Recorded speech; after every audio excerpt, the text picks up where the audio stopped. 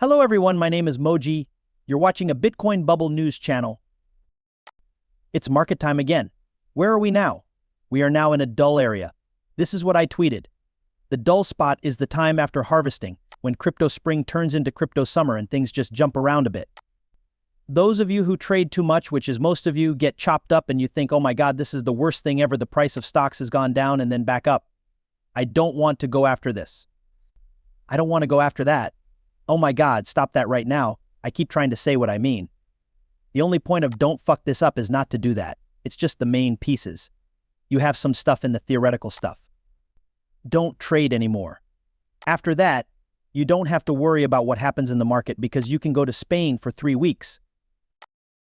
You'll do well in the long run because of how quickly people accept new technologies.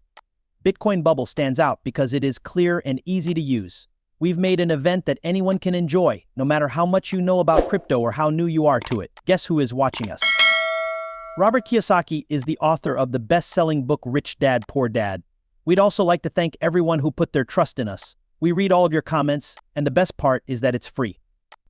If you sign up now, you'll get all the new information for free. Stay ahead of the trends instead of just following them. Sign up for Bitcoin Bubble right now and enjoy the new edge. In the video today, Raoul Pal talks about macro and crypto, the banana zone, the everything code, lifestyle chips, and where we stand in the big picture right now on his show. The boring zone ends at some point, and the next part is the banana zone, which is the full crypto summer and fall. For those of you who get lost because you don't pay attention and follow along, these are not the real seasons. This is crypto season, which means that each year is different. No, it's not September or October, which means it's almost fall. Don't listen. Fall is sometime in 2025. I will soon show you how we actually figure this stuff out because I believe it is important for you to know. ETF, so when ETH comes out, it gets placed right away. It was very clear that this would happen. That's what the green scale sells. So these people have been stuck in this thing for a long time. They close the gap because they have to sell and want to get out of the trade. A lot of arbitrageurs are out there. So this whole thing needs to be a mess for a week or two while we get rid of a lot of people from it. Those people should then move on to other ETFs and BlackRock and Fidelity's sales machines, and these guys should start spreading the E-narrative. Don't forget that it's summer. It's like they're knocking on the door of their favorite RIA, and they're all in the Hamptons or somewhere else. Okay, so it's taking longer, but it will pick up speed. It's going to be very full. Also, a lot of you see numbers in the ETFs. It's like, oh my God, they did $18,000 worth of volume. The fact that they are being arbitraged makes this the biggest thing ever. Yes, that being does use the base for the arbitrage. In other words, the futures deal is being arbitraged. This is why it was so cool to see that the biggest ETF holders, like Millennium, as well as all the hedge funds, were buyers. They are guessing about crypto. They're not, though. They are arbitraging the futures contract with the ETF, which works like spot because they are not able to keep spot. Some people don't sell in the perps markets. Some other guys trade the perps against futures and the perps against spot. It's because there are many of these players that prices stay the same. People who act as arbitrators are very important. That's a lot of stuff. That was also most of the space in all the grayscale trusts. It was an appeal. A lot of things need to calm down. It gets messy and loud. Some people who study Bitcoin believe that the spot Ethereum exchange traded funds, or ETF, may have come out too soon. If no new money comes into the market, this could hurt the price of Bitcoin. The BTC ETF should have been the only one in 2024. Charles Edwards is the founder of Capriol Investments. He says that buyers who already have money in Bitcoin will be distracted by the new Ethereum ETF. Most likely, big investors who already own BTC ETFs think they should buy the ETF to diversify a bit. Edwards said that this makes people want to sell Bitcoin because there aren't any new funds coming into the market. Farsight Data says that since spot Bitcoin ETF began on January 11th and raised about $17.53 billion, the company has grown to 11 products. TradingView data shows that Bitcoin's dominance has stayed pretty stable since Ethereum ETF started on July 23rd. It's only gone up 0.07% in the last 24 hours. In the first trading day of Ethereum ETF on July 23rd, $78 million left the spot Bitcoin ETF. However, $44.5 million and $31.1 million came into the fund over the next 2 days. That's why I believe there are good chances there.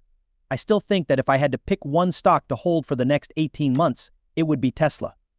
As I've said before, Tesla is driven by two factors. One is selling cars. the market and technology both affect car sales. In a moment, I'll show you some of these things. These robot octopuses, robot cabs, self-driving cars, and more. But this is the anchor with weights on it. Also, this one goes up when the business cycle picks up. And before you know it, this is why Tesla has these messy sideways and consolidated down markets that then speed up for the upside. It's based on how the two stories are told in order. Everything comes together when they get into phase, and I'll show you that phasing set. I put down a log. This works, as you can see. As it goes to the top, it gets overbought, and then it sells off. Basically, it's a move toward adopting new technology. Bitcoin is the same, a world of swings, but the slope is steeper. In other words, a neutral trend.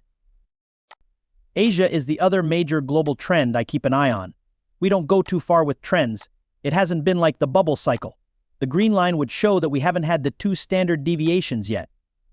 However, what a lovely market it is. Those are the clear markets that are following a steady trend.